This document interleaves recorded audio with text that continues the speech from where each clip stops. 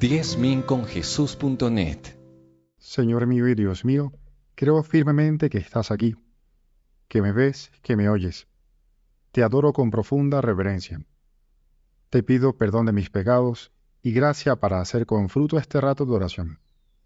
Madre mía Inmaculada, San José mi Padre y Señor, Ángel de mi guarda, interced por mí. Recuerdo que en clases de oratoria nos solían advertir contra un detalle que puede surgir ya sea por despiste o porque en medio de un discurso, bueno, hay que rellenar, hay que alargar el tiempo. Y nos decían, hay que tenerle cuidado a este detalle, como, no sé, si le dices miedo al diablo, porque suena muy mal. Y son las tautologías.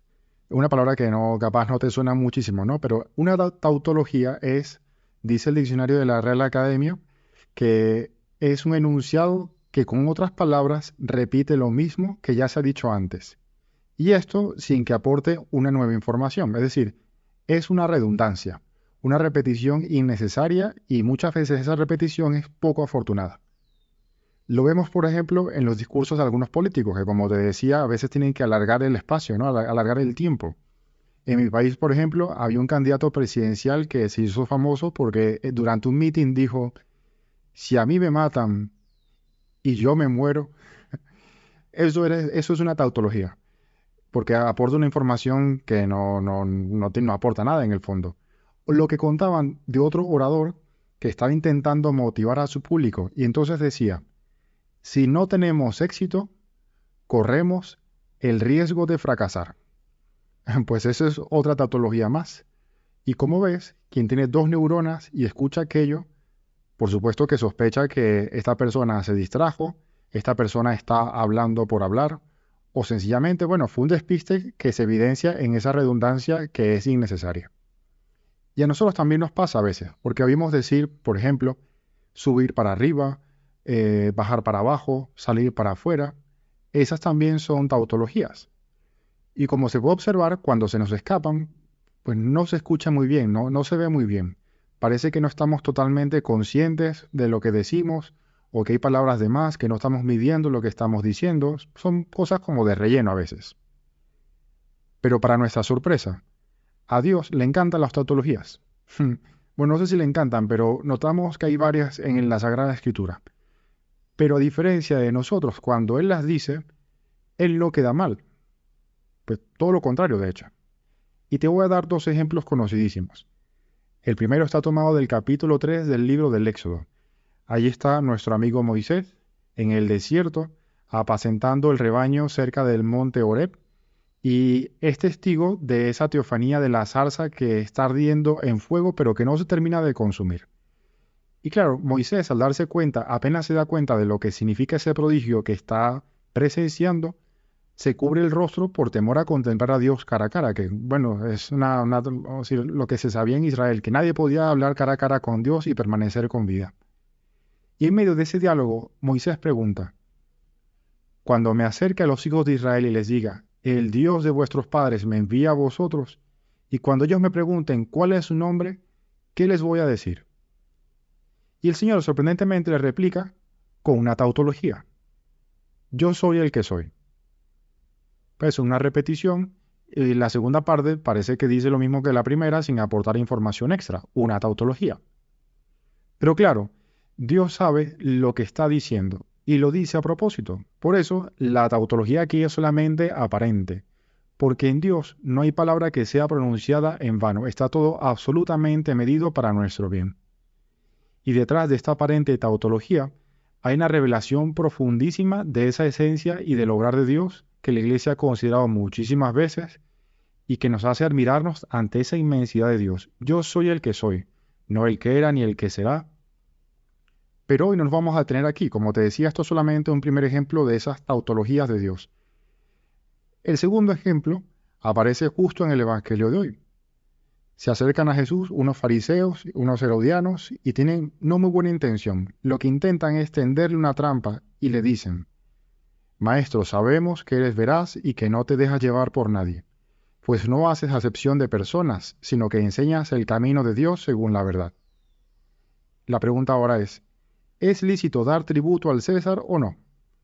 ¿Pagamos o no pagamos? Pero claro, el Señor, advirtiendo su hipocresía, les dice, ¿por qué me tientan? Tráiganme un denario para que lo vea. Y ellos cuando se lo traen, Jesús les dice, ¿de quién es esta imagen y esta inscripción? Y le contestan, del César. Y Jesús le dice esa frase que hemos escuchado infinidad de veces, dad al César lo que es del César y a Dios lo que es de Dios. Caray, al César lo que es del César y a Dios lo que es de Dios. Esto es una doble tautología. Pero como sucedía ya en esa historia de Moisés, aunque parezca que es una repetición redundante, inútil, innecesaria, no lo es. Porque tú, Jesús, eres Dios, y en ti no hay palabra vana. Tú no das puntada sin hilo. Aprovechas en esta ocasión la trampa de estos hombres y le respondes que sí, que existe un orden social al que hay que hacer justicia, pero aprovechas y le haces ver que también es necesario buscar la justicia en las cosas de Dios. Sabemos que en esto de buscar la justicia de Dios, en las cosas de Dios, los fariseos tenían un punto dolens, un punto débil, porque aunque externamente parecían hacer mucho por Dios, en realidad estaban siempre calculando cuál es el mínimo obligatorio para no parecer impíos delante de los demás. Y por eso, ese a Dios lo que es de Dios no es una simple tautología. Es una llamada de atención para que en el fondo debía interpelar a estos fariseos y también debería interpelarnos a nosotros. Porque tú, Jesús, no das puntada sin hilo. Y hoy también nos recuerdas con esto que debemos dar toda la gloria a Dios, que toda nuestra existencia tiene que girar en torno a Dios, porque como dice el Salmo, el Señor nos hizo y somos suyos. Esto es lo que a mí me asombra de este Evangelio de hoy, porque en esta tontería, esta frase tan sencilla, claro, Señor, tú nos estás recordando que tú nos hiciste y que somos tuyos, y que por eso a Dios lo que es de Dios. Es asombroso que detrás de lo que parece un simple recordatorio de un deber, hay también ese recordatorio de que somos de Dios. Y por eso, Dios insiste en llamarnos, porque es que somos suyos. Esto es una verdad apabullante de la que debería costarnos salir, un asombro impresionante. Porque bien lo decía San José María, saber que me quieres tanto, Dios mío, y no me he vuelto loco. Y aunque parezca evidente, ese a Dios lo que es de Dios, es una invitación a volver muchas veces en nuestra vida y muchas veces en nuestro día al amor de Dios. Es ese darnos cuenta de que las tentaciones no son otra cosa que camino de infidelidad, de infelicidad, aunque vengan con disfraz de paz o de placer o de victoria. Es revisar qué porcentaje de mi tiempo, de mis intenciones, de mi trabajo, de mi descanso, de mis estudios, está orientado hacia Dios. Debemos dar a Dios lo que es de Dios, porque nosotros somos de Dios, debemos darnos nosotros completamente a Dios. Y por eso te pedimos, Señor, nuevamente, que no nos quedemos solo en el qué es lo que hay que hacer. Bueno, porque eso es una tentación que tenemos todos los cristianos, buscar cuál es el mínimo. Porque el peligro es ese, ¿no? Que podamos caer en la hipocresía del mínimo o en la soberbia de tranquilizar nuestra conciencia porque creemos que ya hacemos por Dios más que los demás. Te pedimos, Jesús, más bien, que nos adentremos cada vez más en esta verdad que empapa, que configura, que da fuerza a todo nuestro ser. Yo soy de Dios y no me puedo conformar con nada menos que el amor de Dios. Cuando sintamos los arponazos de la pereza, bueno, yo soy de Dios y yo no puedo restar ni un miligramo de la gloria que le debo a Dios con mi trabajo, con mi estudio, con mi cumplir mis deberes.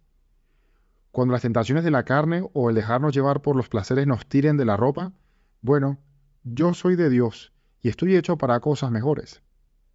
Cuando crea que algún día es necesario quitarle tiempo dedicado a la oración mental, al rezo del rosario, a la Santa Misa o a cualquier práctica de piedad, es que yo soy de Dios y me merezco estos tiempos con Él para mantenerme a flote en medio de este mar turbulento. Por eso, gracias Jesús, porque esta frase que hemos escuchado tantas veces, al César lo que es del César y a Dios lo que es de Dios, ya no es una simple tautología, porque nada en tu palabra lo es, Jesús. Lo que hoy nos dices en el Evangelio es en realidad un recordatorio del inmenso amor que nos tienes. Somos tuyos y nos hiciste para ti y nuestro corazón está inquieto hasta que no descanse en ti. Te doy gracias, Dios mío, por los buenos propósitos, afectos e inspiraciones que me has comunicado en esta meditación. Te pido ayuda para ponerlos por obra. Madre mía Inmaculada, San José mi Padre y Señor, Ángel de mi guarda, interceded por mí.